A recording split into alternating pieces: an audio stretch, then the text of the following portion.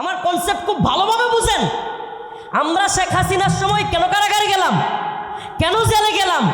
দ্বীনের জন্য, ইসলামের জন্য, নাকি ব্যক্তি হাসিনার বিরোধিতা করা উদ্দেশ্য ছিল? বুঝেন নাই?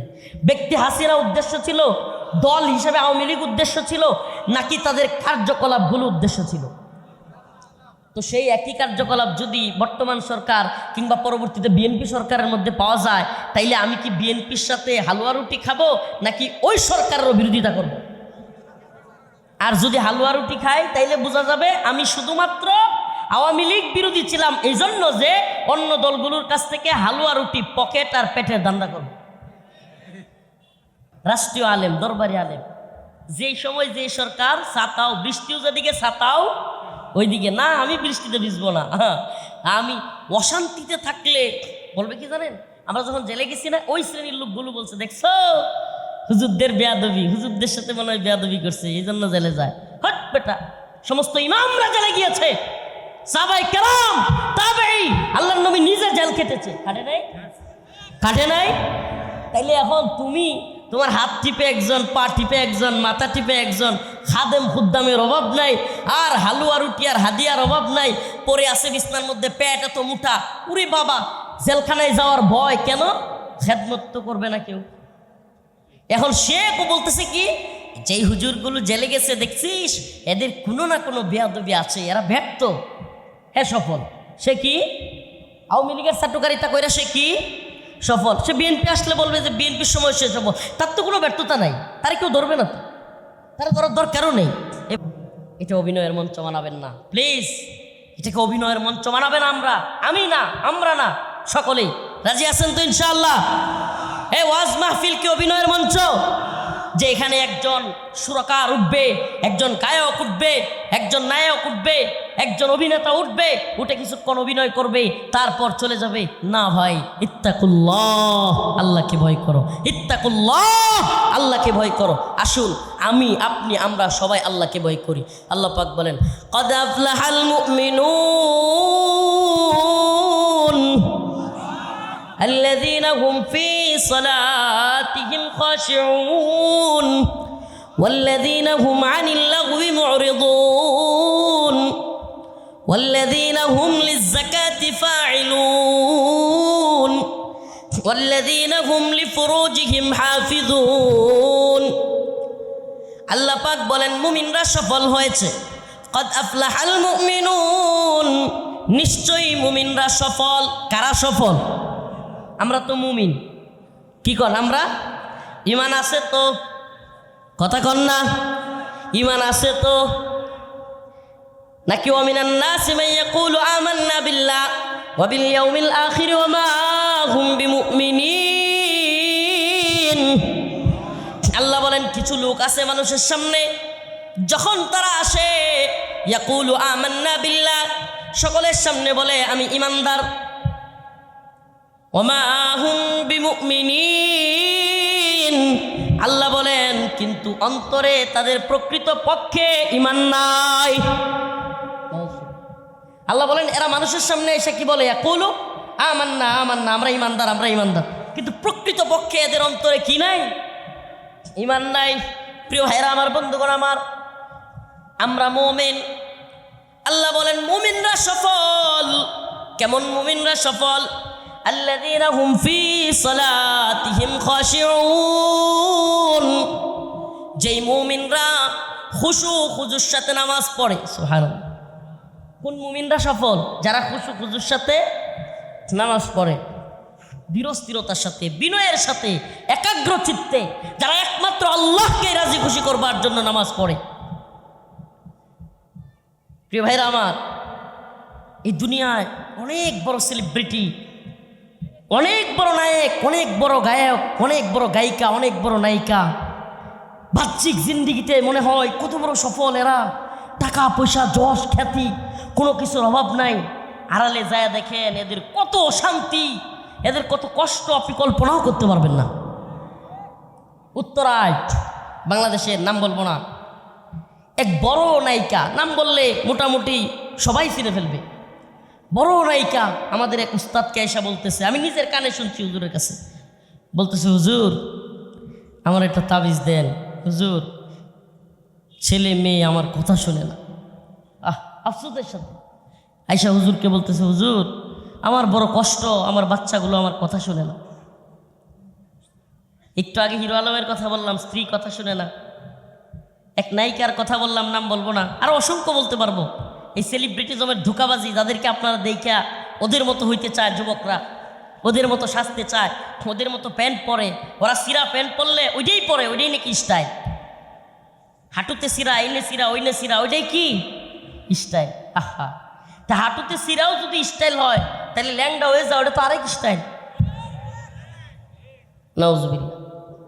ও প্রিয় মুমিন, প্রিয় ইমানদার ভাই, আপনাকে বলছি, ওই মহিলা বড় নায়িকা, বাংলাদেশের নাম করা নায়িকা, নায়িকাদেরও নায়িকা, সবাই আইডল মানে এমন পর্যায়ের।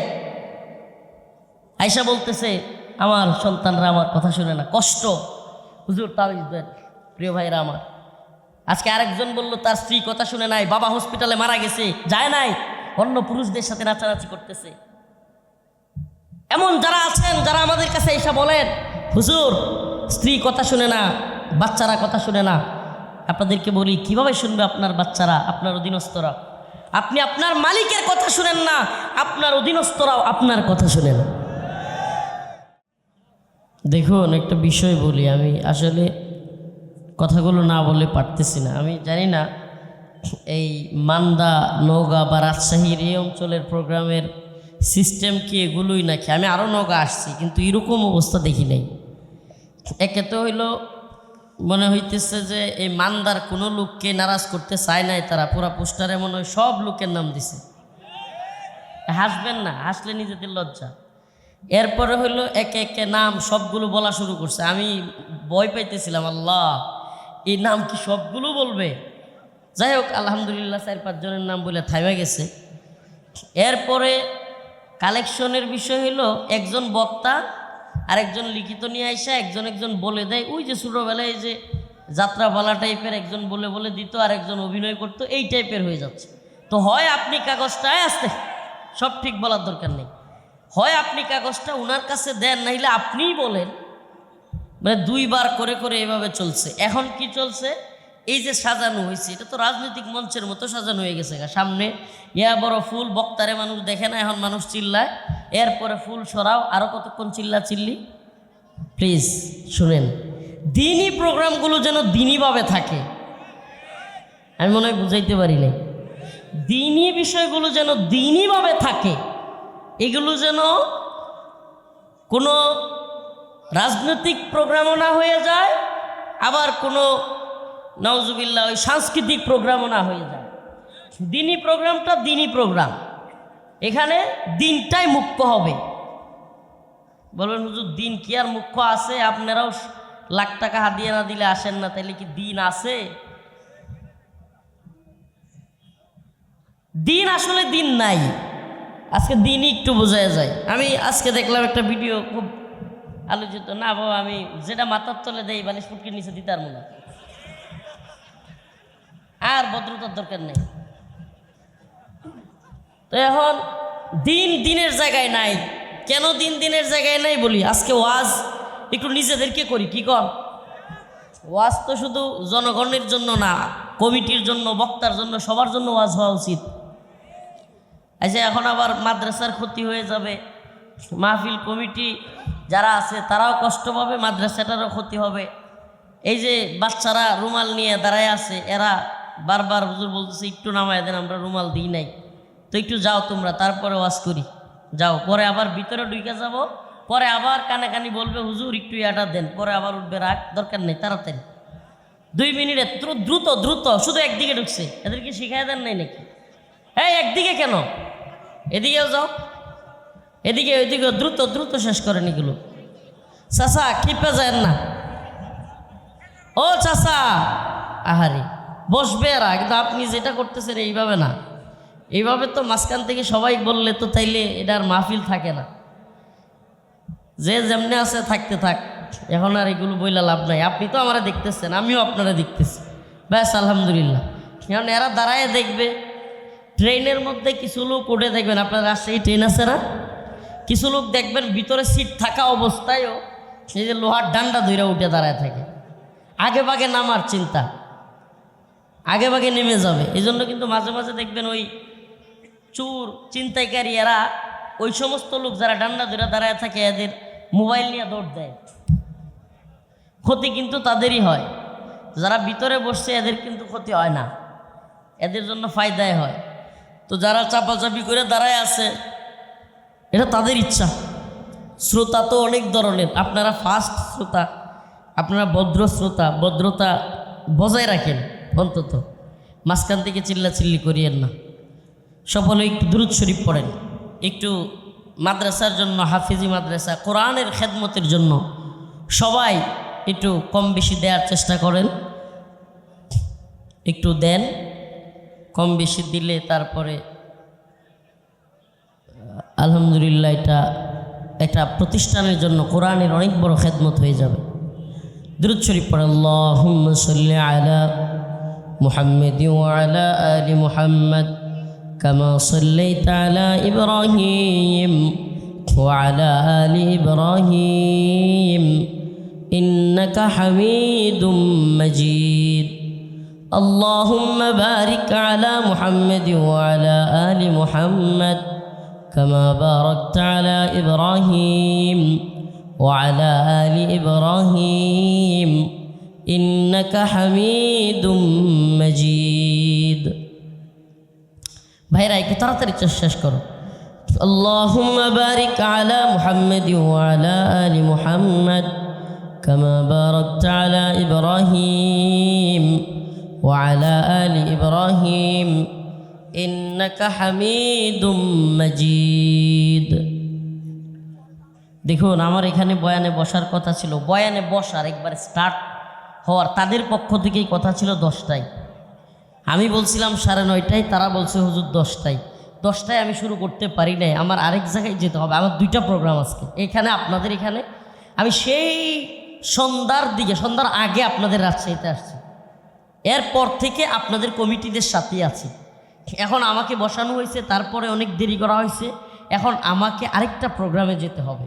এই কথাগুলো আজকে আপনাদেরকে বলবো। আগে আজকে যে আলোচনা সূরাতুল মুমিনুনের আলোচনা, এই মুমিনুনের আলোচনা মুমিনদের সফলতা ব্যর্থতা, মুমিন কোন পথে সফল হবে এই বিষয় নিয়ে আলোচনা করবার আগে আজকে আমি কিছু মৌলিক কথা বলিনি। আজকে আল্লাহ মাফ করুক, এই কথাগুলো কেন বলতে হচ্ছে জানেন? এই বাংলাদেশে মাহফিলের যে মঞ্চটা, এই বাংলাদেশে মাহফিলের যেই পরিমাণে প্রোগ্রাম হয়, মাহফিলের যেই পরিমাণে শ্রোতা হয়, আলহামদুলিল্লাহ সারা দেশে যেই পরিমাণে প্রোগ্রাম হয়, যেই পরিমাণে বক্তা, বিপ্লব ঘটে যাওয়ার কথা ছিল। ইসলামিক বিপ্লবের জন্য চিৎকার চেঁচামেচির দরকার হইতো না, এমনিতেই বিপ্লব হওয়ার কথা ছিল, কিন্তু হচ্ছে না। কারণটা কি? হচ্ছে না কারণটা কি? প্রিয় ভাইরা আমার, বন্ধুগণ আমার, আমাদের মধ্যে কি আসলে তাকওয়া আছে? খোদাভীরুতা আছে? আল্লাহর ভয় কি অন্তরের মধ্যে আছে? আমাদের এই প্রোগ্রামগুলোর আয়োজন কি আল্লাহর ভয়ের জন্য হয়? এই যে এক কমিটির লোক ইশারায়, আপনারা বুঝছেন কিনা জানি না, ইশারায় বইলেই বসছে যে আপনারা এত কথা বলিয়েন না, কিছু কথা বলতে দেন, আমাদেরও অনেক সমস্যা আছে। ইশারায় কিন্তু বলে ফেলছে। আপনারা অনেকেই হয়তো বুঝেন নাই, কেউ কেউ হয়তো বুঝছেন। এই যে সমস্যা, অনেক সমস্যা, বক্তার সমস্যা, কমিটির সমস্যা, অমুকের সমস্যা, তমুকের সমস্যা, দিনদারির জায়গায় আমরা আজকে প্রোগ্রামটাকে রাখতে পারি নাই। আমি জানি অনেকের মধ্যে এই কথাগুলো ভালো লাগতেছে না, ভালো লাগবে না, কিন্তু কিছু করার নাই। হয়তো আজকের প্রোগ্রামে আমার বক্তব্যের পরে কেউ কেউ নারাজও হইতে পারে, কিন্তু নারাজ হইলেও কিছু করার নাই। এই জায়গাটাই নিয়ে আসা এটা দায়ীদের কাজ। এই প্রোগ্রামগুলো, এই মঞ্চগুলো যেন দিনদারিত্বের জায়গায় থাকে, তাকওয়ার জায়গায় থাকে, আল্লাহর জন্য হয় কাজ। কোরআন তো বলছে, কুল ইন্না সলাতি ওয়া নুসুকি ওয়া মাহইয়ায়া ওয়া মামাতি লিল্লাহি রাব্বিল আলামিন। তোমার নামাজ, তোমার কুরবানি, তোমার হায়াত, তোমার মৃত্যু সব কার জন্য? আমাদের আল্লাহর জন্য তো হচ্ছে না, আল্লাহর জন্য তো হচ্ছে না। আল্লাহ মাফ করুক। আমি আমাদের এই ইস্যুটাকে যদি একেবারে এক কথাই বলি, বর্তমান হালত হলো, আল্লাহ মাফ করুক, অনেক বক্তাদের বক্তাগিরি হলো পেশা, অনেক শ্রোতাদের ওয়াজ শোনা হলো নেশা, আর এই পেশা আর নেশা দুই দলকে একসাথে করে কমিটির কিছু আশা। বুঝেন নাই? এখনো বুঝেন নাই? বক্তার ওয়াজ করা পেশা, শ্রোতার ওয়াজ শোনা ভাইরাল বক্তা দেখবে। এ ভাই ভাইরাল বক্তা লাগবে কেন? আপনাদের নওগাঁ জেলায় কি আর কোনো বক্তা নাই? রফিকুল ইসলাম মাদানী বক্তা। হ্যাঁ, তো ওই হুজুরকে এত দূর থেকে আনতে হবে কেন? এই হুজুররা কি কোরআনের কথা বলতে পারে না? হাদিসের কথা কি ওনারা জানে না? আমার চাইতে অনেক বড় বড় আলেম তো এই মঞ্চে বসে আছে, কিংবা শ্রোতা আমার চাইতে বড় আলেম শ্রোতা মঞ্চে বসে আছে। কি সমস্যা? ও আপনি হুজুরকে বলার সময় তাকওয়ার কথা বলবেন, হুজুর হাদিয়া নেয়, আপনার মধ্যেই তো তাকওয়া নেই। আপনার মধ্যে তাকওয়া কোথায়? এক হুজুরের এক ভিডিও দেখলাম আজকে ভাইরাল, নামটা বলেই ফেলি, হজরত মাওলানা হাফিজুর রহমান সিদ্দিকী কোয়ারলা হুজুর। হুজুরে দেখলাম বিবারিয়ার এক প্রোগ্রাম, হুজুর যাইতে পারে নাই। আরেক হুজুর মেরাজুল হক কাসিমি দামাত বারকাতুহুম ফোন দিয়েছেন, উনি বলছেন যে আমি ফোনে কোনো কথা বলতে পারবো না। হ্যাঁ, বিষয়টা কি? যতটুকু জানলাম যে ওনাকে দাওয়াত দেওয়া হয়েছিল মাহফিলে, হেলিকপ্টারে আনবে। যেই সময় ওনাকে দাওয়াত দেওয়া হয় তখন তিনি বলেছিলেন যে বৃষ্টির দিন, এটা তো শীতের সিজন না, যদি বৃষ্টি হয় হেলিকপ্টার যেতে না পারে তখন কি করবেন? বলে হুজুর যদি যেতে না পারেন বৃষ্টির কারণে, তাহলে তো এটা আল্লাহর পক্ষ থেকে, আমাদের তো কিছু করার নাই। কত সুন্দর না কথা? হ্যাঁ, কিন্তু বাস্তবেই যখন দেখা গেল বৃষ্টির কারণে হুজুর আসতে পারে নাই, হুজুরকে গালমন্দ শুরু করে দিছে। এবার হুজুরকে ফোনের মধ্যে বিভিন্নভাবে হুজুরের নামে যাতা, হ্যাঁ হেলিকপ্টারে আসবে বলে এখন আসে না, এই হাদিয়া নিছে, এই নিছে, সেই নিছে। আরে ভাই, ওই হুজুরকেই হেলিকপ্টারে আনতে হবে কেন? এটা কোন দিন? আমাকে বলেন না, এটা কোন দিন? আপনি কোন দিন তালাশ করতেছেন? ওই হুজুর কোরআনের কথা বলবে, আর অন্য হুজুররা কি কোরআনের কথা বলবে না? হাদিসের কথা বলবে না? ভাল লাগতেছে না ওয়াজ? ওয়াজ ভাল লাগতেছে না? ভালো লাগার দরকার নাই, আমার সব ওয়াজ ভালো লাগে না, আমি সবসময় ভালো লাগার ওয়াজ করিও না। আল্লাহ মাফ করুক। উলামা তিন প্রকার। কয় প্রকার? উলামা, উলামায়ে দাওলা, উলামায়ে উম্মত, উলামায়ে মিল্লাত। উলামা কয় প্রকার? উলামায়ে দাওলা, রাষ্ট্রের আলেম, দরবারি আলেম। উলামায়ে দাওলা, এদেরকে আরেক ভাষায় উলামায়ে সুও বলা যায়, উলামায়ে দাওলা। এরা কারা? এদের হইল সরকারের যে ধর্ম তারও সেই ধর্ম, সরকারের যে মাসালা তারও সেই মাসালা, সরকারের যেই ফতোয়া দিলে সরকারের যখন লাভ, এই ফতোয়া তখন সে দিবে। এদের নাম কি? উলামায়ে দাওলা। উলামায়ে উম্মত। আপনারা কি আমার কথাগুলো বুঝতেছেন নাকি? আমি তো কি বলে রাজশাহীর ভাষা বলতে পারি না, কথা কি বুঝতেছেন? বোঝা যায়? উলামায়ে বুঝছেন? কিন্তু ক্লাস হচ্ছে, ক্লাস অনেকটা। আল্লাহ মাফ করুক, আমার তাকওয়ার দরকার আছে, আপনার দরকার আছে, কমিটিরও দরকার আছে। আগে সর্বপ্রথম তো হলো তাকওয়া। খুদা বিরুতাই যদি না থাকে এই দ্বীনি প্রোগ্রামগুলো, হায় আফসোস, হায় আফসোস। এই দ্বীনি প্রোগ্রামগুলো থেকে ইসলামী বিপ্লব সম্ভব ছিল, কিন্তু ইসলামী বিপ্লব তো দূরের কথা। এখন যে ওয়াজ, যে বক্তা ওয়াজ করে, যাকে দেখার জন্য হাজার হাজার জনগণ আসে, আড়ালে গিয়া সেই শ্রোতায় সেই বক্তার গীবত করতে থাকে, কিসের ফায়দা হবে আপনার? ঘোড়ার ডিমের ফায়দা। যে কমিটি দাওয়াত করে নিয়ে আসে, এরাই মাহফিল শেষে বক্তার গীবত করা শুরু করে। বক্তার আড়ালে এক কথা বলে, বক্তার সামনে আরেক কথা বলে। বোঝা গেল দিনদারিতা নাই, বোঝা গেল অন্তর থেকে ভালোবাসা নাই। এই ভাইরালিজম, এই ফোন টেকনোলজির যুগে, এই গ্লোবালাইজড পৃথিবী, এই পৃথিবী এখন যাকে চিনায়া দিছে সেই ভাইরাল। কি হিরো আলম, কি নায়িকা, কি গায়িকা, কি বক্তা, সব যেন সমান হয়ে গেছে। নাউজুবিল্লাহ। বুঝেন নাই মনে হয়? বক্তাদের হালত কি? বক্তার বাপের অসুখ, বক্তার মায়ের অসুখ, স্ত্রীর অসুখ, নাকি বউয়ের অসুখ, না বক্তার নিজের অসুখ, আমার দেখবার টাইম নাই। বক্তার মানসিক অবস্থা কেমন, বক্তার পারিবারিক অবস্থা কেমন, দেখবার দরকার নাই। আমার দেখবার দরকার, আমি দাওয়াত দিয়েছি 2000 এটা কত সাল, 25 সালে এপ্রিল মাসের 18 তারিখ 10টার সময় আমার এখানে বয়ানে বসতে হবে। 11টা পর্যন্ত হুজুর কথা বলবে। এই সময়টা পর্যন্ত হুজুর অভিনয় করবে। হুজুরকে ইউটিউবে যেমন দেখি, ফেসবুকে যেমন দেখি, একটু চিৎকার দিবে, হুঙ্কার দিবে, কিংবা সুরের বক্তা হলে একটু সুর দিবে, কণ্ঠ দিয়া, জ্বালাময়ী কণ্ঠ দিয়া অনেককে খুশি করে ফেলবে। আমাদের পকেট বাড়ি হবে, কমিটিও খুশি, যাওয়ার সময় বক্তার পকেটে এতগুলো হাদিয়া, বক্তাও খুশি। বাহ, মাহফিল সাকসেস। আসতে ঠিক বলার দরকার নাই, আমি ঠিক বলতে আসি নাই। আপনারা ঠিক বলবেন না ভুল বলবেন, এগুলোর জন্য আসি নাই। 3 ধরনের বক্তা, আবারও বলি, 3 ধরনের আলেম: উলামায়ে দাওলা, উলামায়ে উম্মত, উলামায়ে মিল্লাত।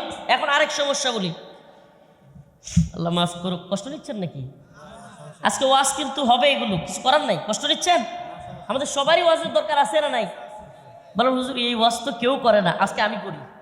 আমি করি চাই। প্রিয় ভাইরা আমার, উলামায়ে দাওলা এক শ্রেণীর আলেম, যারা কিনা উলামায়ে দাওলা হলো রাষ্ট্রের আলেম, দরবারি আলেম। আর দেখবেন এই হুজুর, কিছু হুজুর শেখ হাসিনার সময় চাটুকারিতা করছে। হায় রে, এদেরকে যেখানে হাসিনা বা তার মন্ত্রীরা ডাকছে সেখানেই ছিল। এখন আবার ইউনূস সরকারের সাথে এরা আছে। আপনি অবাক হওয়ার কিছু নাই, বিএনপি আসলে এরা বিএনপির সাথেও থাকবে, আপনি টেনশন করিয়েন না। বুঝেন নাই? এই এখন এই পোস্টারের মধ্যে যদি এই বিশেষ অতিথি বা বড় বড় অতিথিদের নাম বিএনপির লোকদের, জামাতের লোকদের থাকে, আগে আওয়ামী লীগের লোকদের ছিল না। তেই আমরা তো মানুষ তো এগুলোই, কি কন? বুঝেন নাই? মানুষ তো এলাকায় সেগুলোই। আগে এখানে বিএনপির লোকের নাম বড় করে, আওয়ামী লীগের লোকের নাম বড় করে থাকতে, এখন বিএনপি আর জামাতের লোকের নাম থাকে। 4 দিন পরে যদি বিএনপি ক্ষমতায় থাকে, জামাতকে তেমন খুঁজেও পাওয়া যাবে না, বিএনপির নামই থাকবে। হইতে পারে। তো এই যে বাস্তবতা, এই চাটুকারিতা যারা করবে, আমার কনসেপ্ট খুব ভালোভাবে বুঝেন। আমরা শেখ হাসিনার সময় কেন কারাগারে গেলাম, কেন জেলে গেলাম? দ্বীনের জন্য, ইসলামের জন্য, নাকি ব্যক্তি হাসিনার বিরোধিতা করা উদ্দেশ্য ছিল? বুঝেন নাই? ব্যক্তি হাসিনা উদ্দেশ্য ছিল, দল হিসেবে আওয়ামী লীগ উদ্দেশ্য ছিল, নাকি তাদের কার্যকলাপগুলো উদ্দেশ্য ছিল? তো সেই একই কার্যকলাপ যদি বর্তমান সরকার কিংবা পরবর্তীতে বিএনপি সরকারের মধ্যে পাওয়া যায়, তাইলে আমি কি বিএনপির সাথে হালুয়া রুটি খাবো, নাকি ওই সরকারেরও বিরোধিতা করব? আর যদি হালুয়া রুটি খাই, তাইলে বোঝা যাবে আমি শুধুমাত্র আওয়ামী লীগ বিরোধী ছিলাম এই জন্য যে অন্য দলগুলোর কাছ থেকে হালুয়া রুটি, পকেট আর পেটের ধান্দা করব। কথা বলে বুঝাইতে পারি নাই। তাইলে ওই শ্রেণীর আলেম, এদেরকে বলা হয় গুল আলু। এরা হইল কি? মুন্সিগঞ্জের বিক্রমপুরের গুল আলু। এরা ডাউলের মধ্যেও দেওয়া যাবে, কি বলে, তারপরে যে কোনো মাছের তরকারি, গোশতের তরকারি, বাজি, যা কিছু, করলা বাজি, ডিম বাজি, সব কিছুর মাঝে কি করা যাবে? এদেরকে বলা হয় উলামায়ে দাওলা। এবার আসেন উলামায়ে উম্মত। উলামায়ে দাওলা চিনছেন তো নাকি? রাষ্ট্রীয় আলেম, দরবারি আলেম। যেই সময় যে সরকার ছাতাও, বৃষ্টিও যেদিকে ছাতাও ওইদিকে না, আমি বৃষ্টিতে ভিজবো না।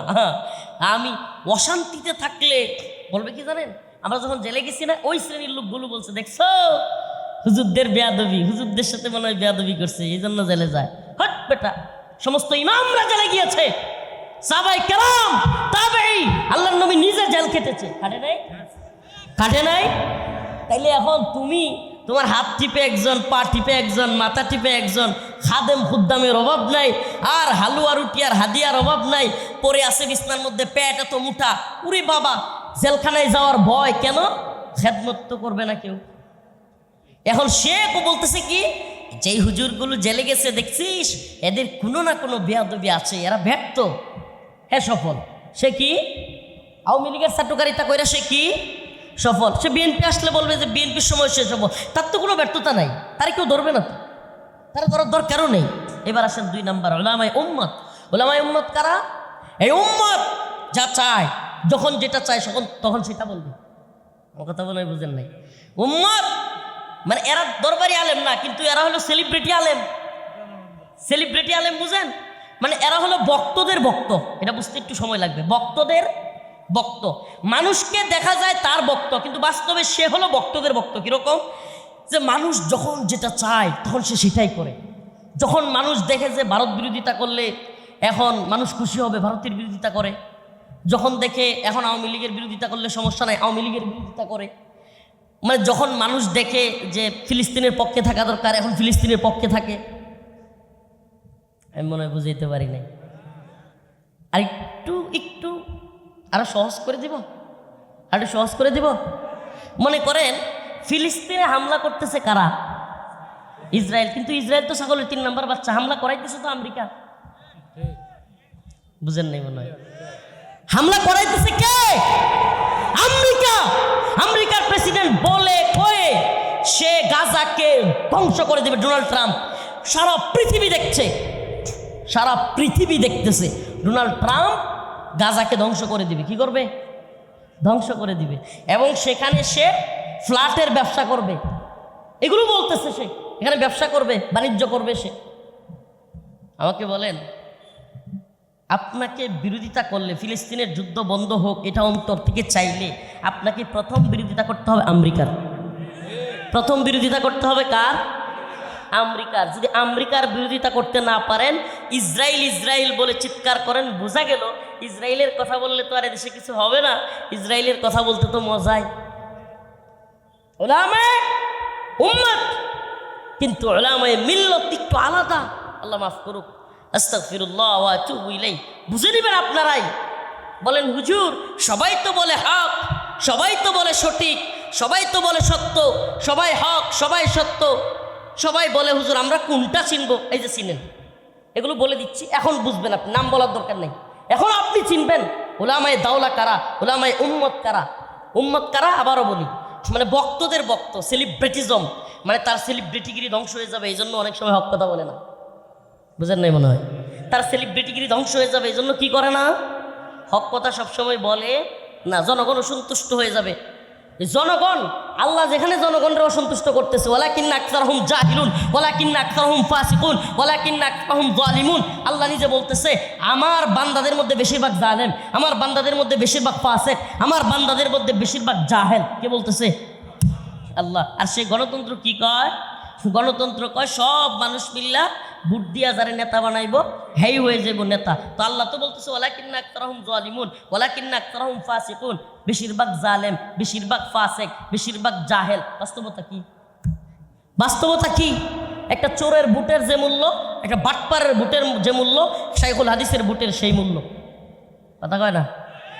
তাইলে উলামায়ে উম্মত, সেলিব্রিটিজম, আমার সেলিব্রিটিগিরি যেন ধ্বংস না হয়। নাম্বার 3, উলামায়ে মিল্লাত, মিল্লতের আলেম। এরা কারা? এরা সরকার কি বলে দেখবে না, এরা এই মানুষ কি বলে দেখবে না, এরা দেখবে আল্লাহ কি বলে, আল্লাহর রসুল কি বলে। মিল্লাত নারাজ হয়ে যাবে। আহমদ ইবনে হাম্বল দেখেন নাই? উম্মত নারাজ হয়ে যাবে, সরকার নারাজ হয়ে যাবে। খালকে কোরআনের মাসআলায় কোরআন কি স্রষ্টা নাকি সৃষ্টি, কোরআন কি নিজেই আল্লাহ প্রদত্ত নাকি আল্লাহর সৃষ্টি, এই মাসআলায় আহমদ ইবনে হাম্বল দেখেন নাই? কে নারাজ হয়ে যাবে? জেলে গিয়েছেন, কিন্তু সকল আলেমরা বুঝিয়েছেন ও আহমদ ইবনে হাম্বল একবার বলে ফেলেন, একবার বলে ফেলেন কোরআন ও সৃষ্টি, জেল থেকে সারা পাবেন। প্রতিদিন 70টা 72টা করে বেতের আঘাত খাইতেন, কিন্তু তিনি বলেছেন কোরআন সৃষ্টি নয়, কোরআন স্বয়ং আল্লাহ। কারণ আল্লাহর কথা মানেই আল্লাহ নিজেই। এরা হলেন উলামায়ে মিল্লাত, জাতির আলেম।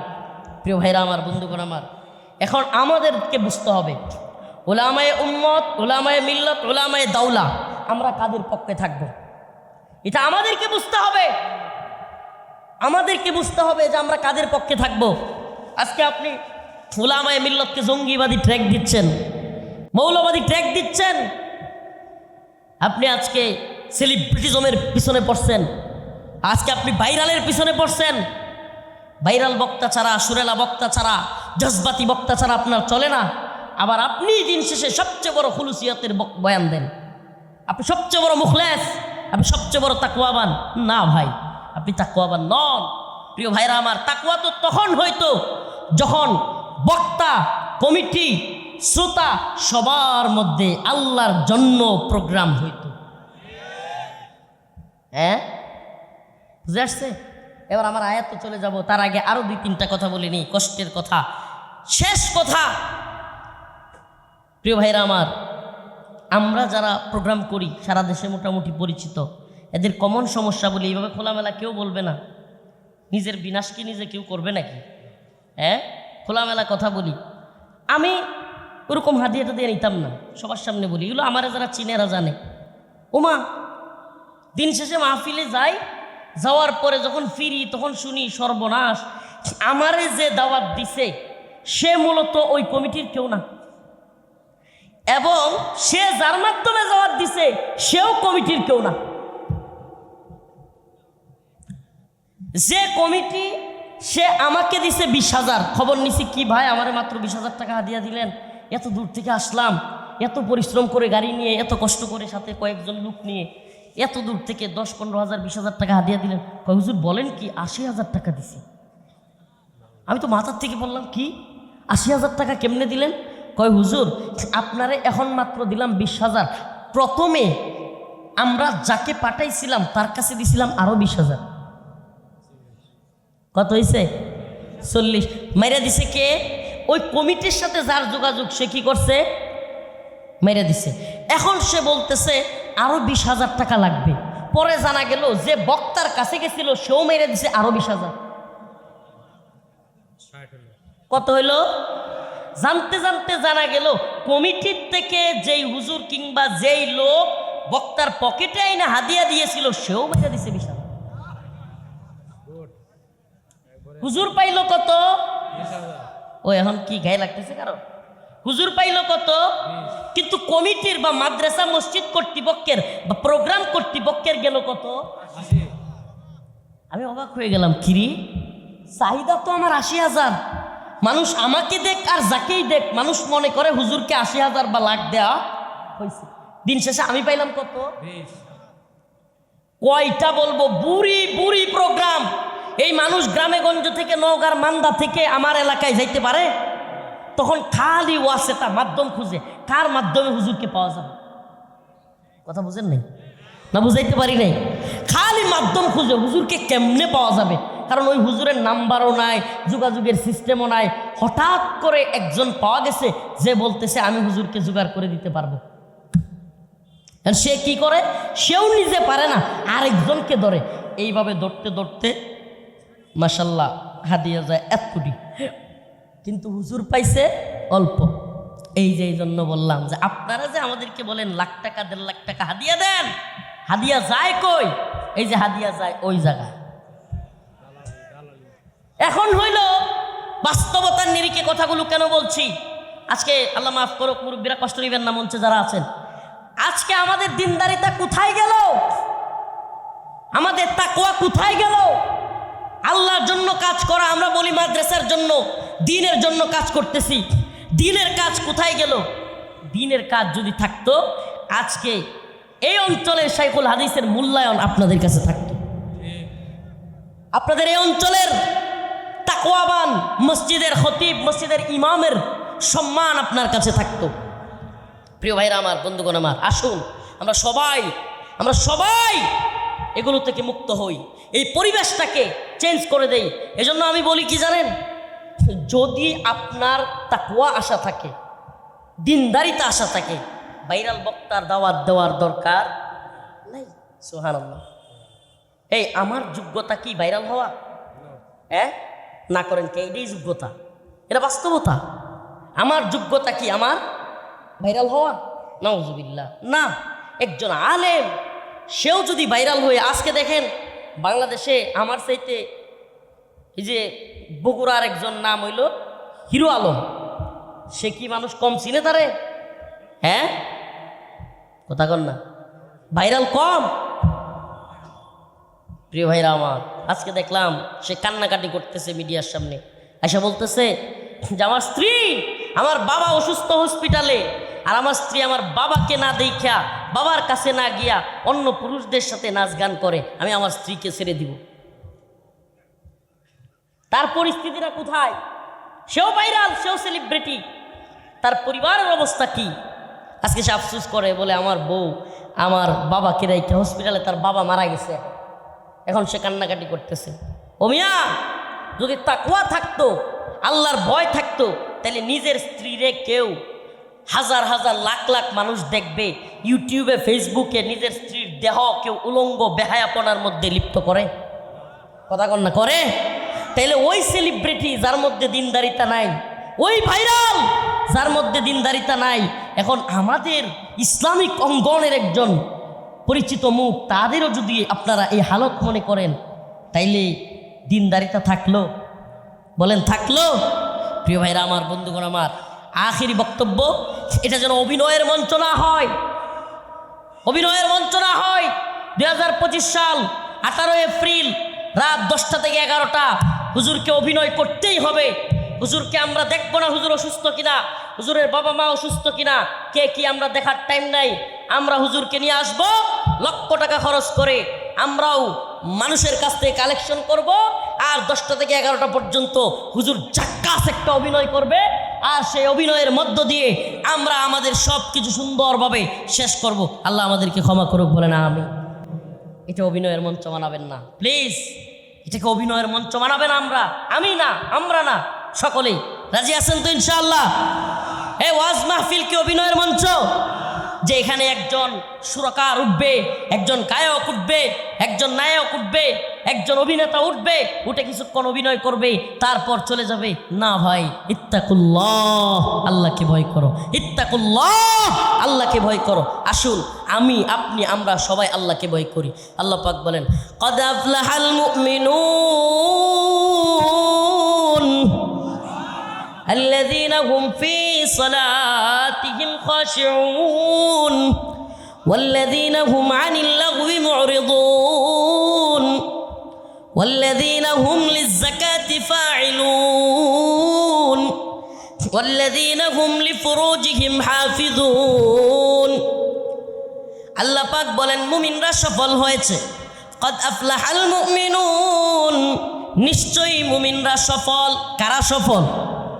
আমরা তো মুমিন, কি কন? আমরা ইমান আছে তো, কথা কন না, ইমান আছে তো নাকি? ওয়ামিনান নাসি মান ইয়াকুলু আমান্না বিল্লাহ ওয়া বিল ইয়াউমিল আখির ওয়া মা হুম বিমুমিনিন।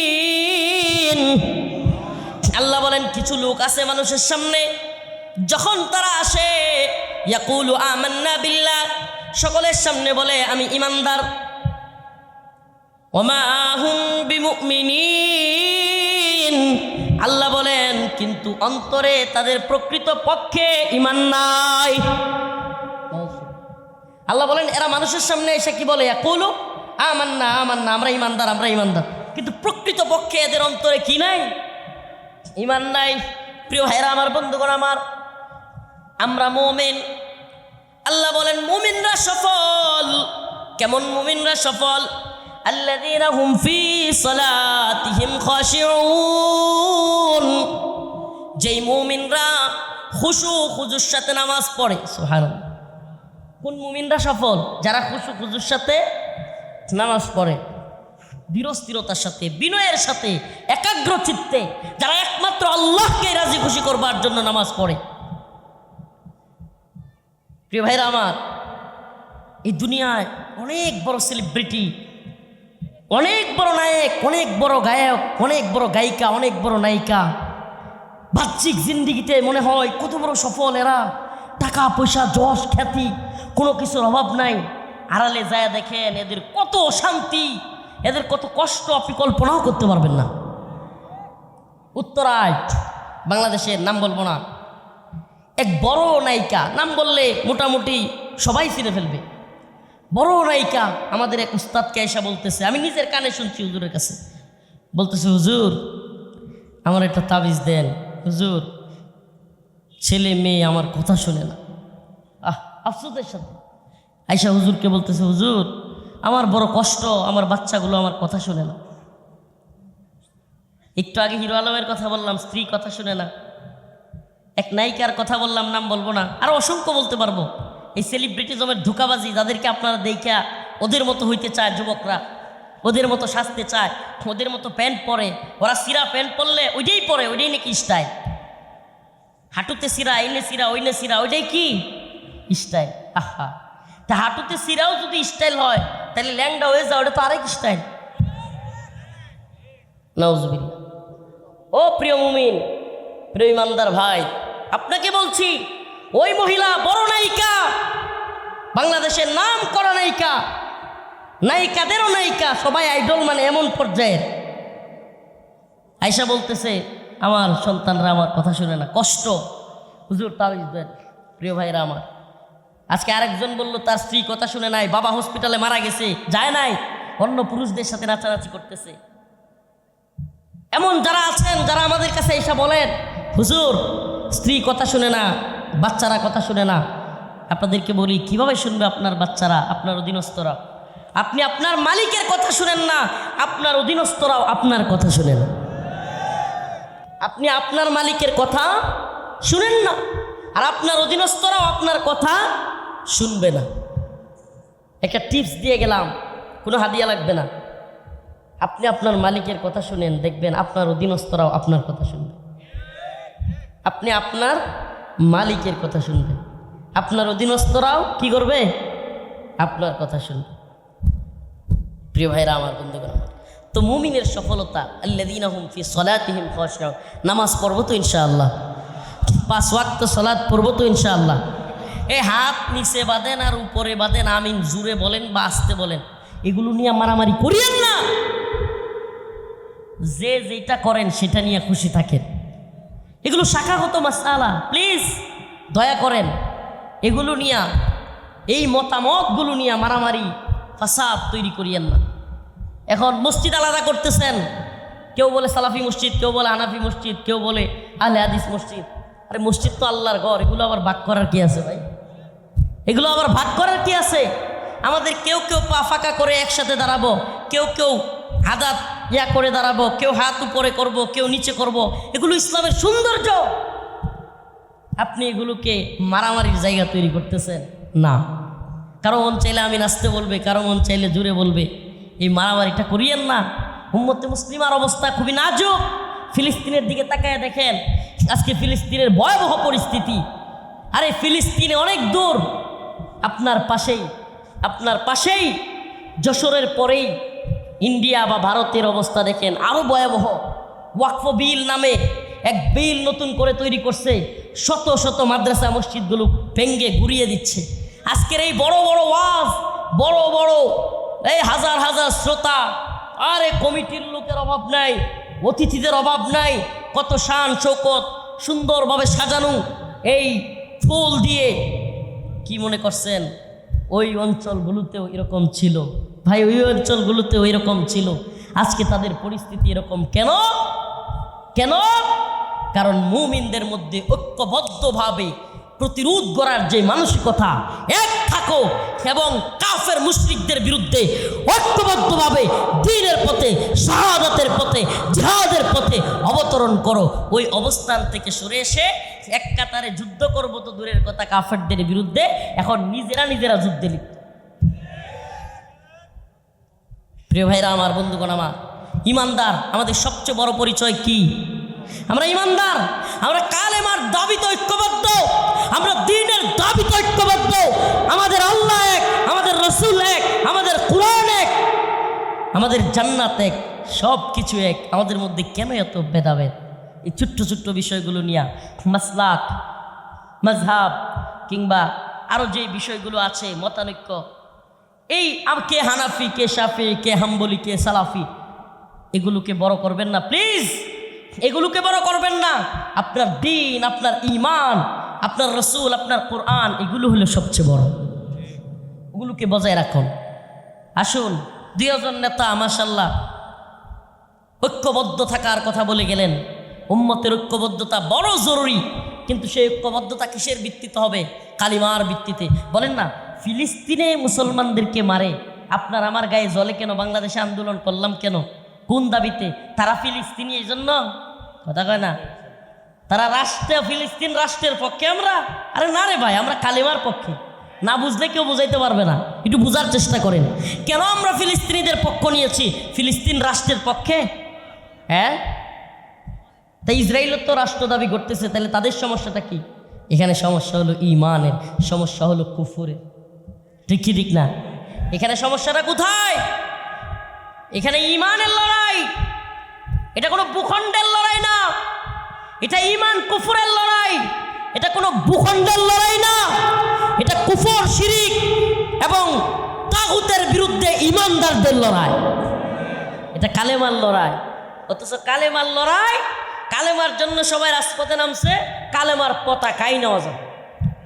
কি হাস্যকর, কেউ চিন্তাও করে না। এখন অনেক নেতারা বলে, হুজুর আপনারা তো বুঝবেন না, কালেমার পতাকা উড়াইলে জঙ্গি বলবে আমরা জঙ্গি রাষ্ট্র হয়ে যাব।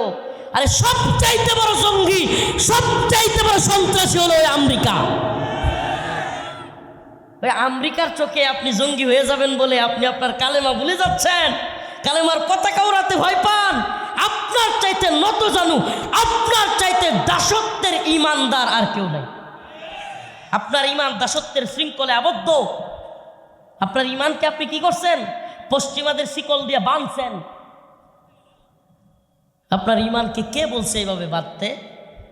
আপনি কালেমার পতাকা পশ্চিমারা কি বলবে, ইন্ডিয়া কি বলবে, আমেরিকা কি বলবে, এই জন্য বাঁধতে পারেন না, এগুলো করবেন না। মুমিনের সফলতার জায়গা হলো ইমান। সুবহানাল্লাহ। কি আমার ইমানের প্রয়োজনে, আমার দ্বীনের প্রয়োজনে, ইসলামের প্রয়োজনে আওয়ামী লীগের বিরোধিতা করেছি, হাসিনার বিরোধিতা করেছি, ভারতের বিরোধিতা করেছি। আমার ইমানের প্রয়োজনে, আমার দ্বীনের প্রশ্নে, আমার রাসূলের প্রশ্নে, আমার কোরআনের প্রশ্নে প্রয়োজন হলে আমেরিকার বিরোধিতা করব, পশ্চিমাদের বিরোধিতা করব, সরকারের বিরোধিতা করব।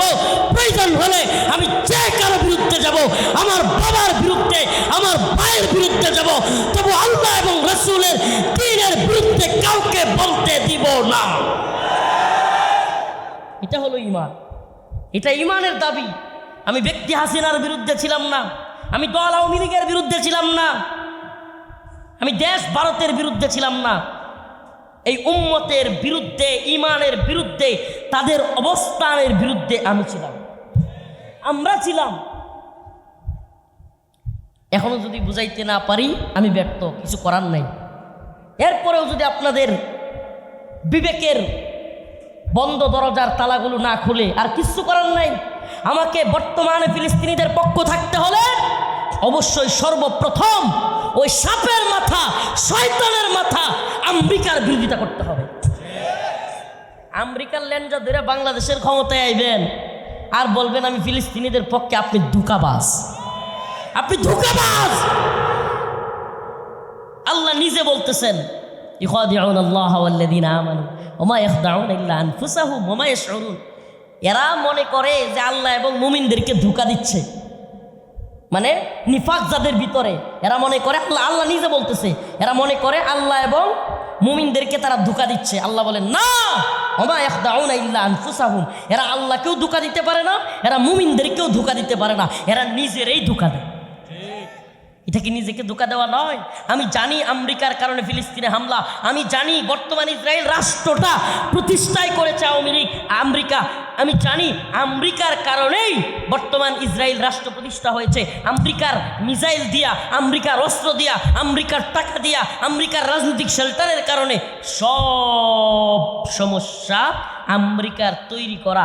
আর আমি ইসরায়েল ইসরায়েল বলে চিৎকার করি, আমেরিকার বিরুদ্ধে কিছুই বলি না, নিজেকেই নিজে ধোঁকা দিচ্ছে। প্রিয় ভাইরা আমার, বুঝাইতে পারছি? কথাগুলো বুঝাইতে পারছি? এই উম্মতকে যেই কারণে ভারত বিরোধিতার জন্য ডেকেছিলাম, আজকে এই উম্মতকে সেই কারণে আমেরিকার বিরোধিতা করার কথা বলছি। যেটা যখন কঠিন, সেটা করাই হলো ইমানদারের কাজ। সুবহানাল্লাহ। ইমানদারের কাজ কোনটা? যেটা যখন কঠিন। আরে এখন তো ছোট নাবালেক বাচ্চাও ভারতের বিরুদ্ধে চিল্লাইতে পারে। আওয়ামী লীগের সময় ভারতের বিরুদ্ধে বলতে গেলে তো সব হুজুরদেরকে একসাথে জেলে দিছে, দেয় নাই? কেন দিছে? হাসিনার বাবা শেখ মুজিবুর রহমানের ভাস্কর্যের বিরুদ্ধে আমরা কথা বলি নাই? এদেশে শেখ মুজিবুর রহমানের ভাস্কর্য শেখ হাসিনার থাকা সত্ত্বেও ভাঙচুর হয় নাই মাঝে মাঝে? এত হুজুরদেরকে জেলে দিছিল, দেয় নাই? কিন্তু যখনই দাদার বিরুদ্ধে আমরা বলছি, দিদির একবারে শাড়িতে আগুন লেগে গেছে। কথা কন না? ভাস্কর্যের বিরুদ্ধে আন্দোলন করলাম, কোনো আলেম জেলে যাইতে হয় নাই, কিন্তু যখনই মোদি বিরোধী আন্দোলন শুরু হইল, হুজুররাও জেলে যাওয়া শুরু। তার মানে বোঝা গেছিল কি, যে আওয়ামী লীগ এবং হাসিনা ছিল ভারতের গোলাম।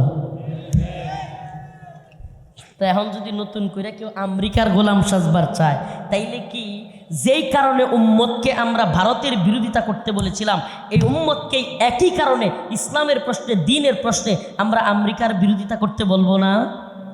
বলেন না বলবো না?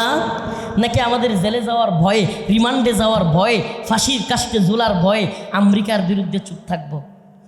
আমেরিকার ব্যাপারে চোপ, ভারতের বিরুদ্ধে একেবারে, ভারতের বিরুদ্ধে হিরো, আমেরিকার বিরুদ্ধে জিরো। কেন? কারণ আমেরিকা হলো পৃথিবীর মরল। আমেরিকা বিভিন্ন দেশে বিভিন্ন আলেমদেরকে জঙ্গি বইলা ড্রোন অ্যাটাক করে মাইরা ফেলে। আরে ভাই, আমি তো আসছি দিনের জন্য, শহীদ হওয়ার জন্য। সুবহানাল্লাহ। আল্লাহর দুনিয়া আমরা আসছি কেন? শহীদ হব। তামান্না তো এটা, লাওয়াদিত্তু আন আকজুয়া ফাউক্তাল সুম্মা আকজুয়া ফাউক্তাল সুম্মা আকজুয়া ফাউক্তাল। যেখানে রসুল বলেছেন, আয় আল্লাহ, একটা জীবন দিয়েছো, মন চায় তোমার রাস্তায় জিহাদ করি, শহীদ হই, আবারও জীবন দাও, সুম্মা আকজুয়া ফাউক্তাল, আবারও শহীদ হই, বারবার শহীদ হই। তো আল্লাহর রসুল যেই শাহাদাত চাইতেন, আমাদেরও তো তামান্না শাহাদাত। কথা কয় না? তামান্না কি? তো ভারতের বিরোধিতা করলে শহীদ হব, আমেরিকার বিরোধিতা করলে শহীদ হব, এই পড়ুয়া করা যাবে না। আল্লাহ পাক যদি চান তবেই আমি শহীদ হব। আল্লাহ পাক যেদিন চাইবেন সেদিন মৃত্যু ঘটবে। অতএব মুমিনের সফলতা হলো ঈমানের সাথে থাকা, কালেমার সাথে থাকা, খুশু খুজুর সাথে নামাজ পড়া। রাজি আছেন ইনশাআল্লাহ? পড়বেন তো ইনশাআল্লাহ? 5 ওয়াক্ত নামাজ পড়বেন, ঈমানদারদের সাথে থাকবেন। কথা বলেন, ফিলিস্তিনিদের পক্ষে থাকবেন। ফিলিস্তিনিদের পক্ষে থাকতে হলে আমেরিকার বিরুদ্ধে বলতে হবে। রাজি আছেন ইনশাআল্লাহ? রাজি আছেন ইনশাআল্লাহ? আল্লাহ পাক আমাদের সবাইকে সফল মুমিন হিসেবে কবরে যাওয়ার তৌফিক দান করুক। আরও জোরে বলেন আমিন। আল্লাহ পাক আমাদের সবাইকে 5 ওয়াক্ত নামাজি বানাইয়া দিন, খুশু খুজুর সাথে, বিনয়ের সাথে নামাজ। এই নামাজ ঈমানের পরে সবচেয়ে গুরুত্বপূর্ণ আমল। এবং আমি দাওয়াত দেই আপনাদেরকে, এই উম্মতকে, এই উম্মতের এই ঝামেলা মিটবে না যতদিন না এই উম্মত জিহাদ না ধরবে। সুবহানাল্লাহ। জিহাদের পথে যতদিন এই উম্মত না যাবে ততদিন। এই যে কিছুদিন আগে শুনলেন না আপনারা যে 1 লক্ষের মতো রোহিঙ্গা জাতিসংঘের মহাসচিব চলে এসেছে। এই যে মনে হয় আমাদের 1 লক্ষ রোহিঙ্গা চলে যাচ্ছে, শুনেন না আপনারা? এখন আবার শোনা যাচ্ছে নতুন গান, না আমেরিকা জাতিসংঘের মহাসচিব আসলেও কিছু হয় নাই, রোহিঙ্গারা যেতে পারবে না। আরাকান আর্মি রোহিঙ্গাদেরকে নিতে চায় না, শুনছেন? আরে আরাকান আর্মি নিবে না রে ভাই। জিহাদ ছাড়া, শাহাদাত ছাড়া এই উম্মত কোনোভাবেই নিজেদের নিরাপত্তা নিশ্চিত করতে পারবে না। ফিলিস্তিনেও নিরাপত্তা থাকবে না জিহাদ ছাড়া, ভারতেও নিরাপত্তা থাকবে না জিহাদ ছাড়া, শাহাদাত ছাড়া, আরাকানেও নিরাপত্তা থাকবে না জিহাদ ছাড়া, শাহাদাত ছাড়া। লিখে দিলাম, লিখে দিলাম, আমি ছোট্ট মানুষ, লিখে দিলাম। প্রয়োজনে সবাই লিখে রাখেন, বলে দিলাম লিখে রাখেন, আজকের এই তারিখটা সহ লিখে রাখেন। রোহিঙ্গাদেরকে ফেরত দেওয়া যাবে না যতদিন না এই রোহিঙ্গারা নিজেদেরকে তৈরি করবে, প্রয়োজনে শহীদ হব, আমার জমিন আল্লাহর জমিনে আমি থাকবই, সমস্ত জালেমকে প্রতিহত করব, অস্ত্র হাতে নিব, সেই দিনই রোহিঙ্গারা থাকতে পারবে। আল্লাহ পাক আমাদের বুঝার এবং আমল করার তৌফিক দান করুন। ওয়াখিরু দাওয়ানা আলহামদুলিল্লাহি রাব্বিল আলামিন। আসসালামু আলাইকুম ওয়া রাহমাতুল্লাহি ওয়া বারাকাতুহু। আমার জন্য খাস করে দোয়া করবেন। কেউ কোনো আবদার করলে বাবা লাভ নাই। আমার 10টায় সময় ছিল 11টা পর্যন্ত, তার মধ্যে আমি 11টা 14 পর্যন্ত বলে ফেলছি। আরেকটা জায়গায় যারা বসে আছে তারা তো অন্তত একটু দেখবে কিংবা একটু কথা শুনবে, সেই জায়গায় আমাকে যেতেই হবে। আপনাদের আপত্তি করার কোনো লাভ নেই এবং রাখতেও পারবো না। আমি সবার কাছে দোয়া চাই, সবাই আমার জন্য খাস করে দোয়া করবেন, আমিও আপনাদের জন্য দোয়া করি। আল্লাহ পাক আমাদের সবাইকে দ্বীনের জন্য আবারও কোনো সময় একত্রিত করে দিক। আল্লাহ পাক আমাদের সবাইকে দ্বীনের পথে চলবার, আমল করবার তৌফিক দান করুক। সুবহানাকাল্লাহুম্মা ওয়া বিহামদিক, আশহাদু আল্লা ইলাহা ইল্লা আনতা আস্তাগফিরুকা ওয়া আতুবু ইলাইক। আসসালামু আলাইকুম ওয়া রাহমাতুল্লাহি। আলহামদুলিল্লাহি রাব্বিল আলামিন আর রহমানির রহিম মালিক ইয়াউমিদ্দিন ইয়্যাকা না'বুদু ওয়া ইয়্যাকা নাস্তাঈন। اللهم ارزقنا شهادة في سبيلك، اللهم ارزقنا شهادة في سبيلك، اللهم انصر الإسلام والمسلمين। আয় আল্লাহ পাক পরওয়ারদিগারে আলম, আমাদের জীবনের জিন্দিগানের সমস্ত গুনাহ খাতা মাফ করিয়া দেন। আয় আল্লাহ আমাদের সব কাজ দ্বীনের পথে, দ্বীনের মতে চলার তৌফিক দান করেন। আল্লাহ এই প্রোগ্রামগুলোকে দ্বীনদারিত্বের সাথে আদায় করবার তৌফিক দান করেন। আয় আল্লাহ আমাদের সবাইকে মাফ করে দেন। আয় আল্লাহ, আল্লাহ ফিলিস্তিনের মুসলমানদেরকে হেফাজত করেন। আল্লাহ এই ভূখণ্ডের মুসলমানদেরকে হেফাজত করেন, ভারতের মুসলমানদেরকে হেফাজত করেন। আল্লাহ আমাদেরকে ক্ষমা করে দেন। সুবহানা রাব্বিকা রাব্বিল আল্লাহ কৃষক ভাইরা যারা ফসল ফলাইছে, আম চাষ করেছে, বিভিন্ন ফসল চাষ করেছে, আল্লাহ আল্লাহ তুমি তাদের ফসলকে সুন্দর সহি সালামতে ঘরে আনার তৌফিক দান করো। হ্যাঁ আল্লাহ আমাদের সবাইকে আল্লাহ সমস্ত বিপদ বালা মুসিবত থেকে হেফাজত করো, অসুস্থদেরকে সুস্থতা দান করো।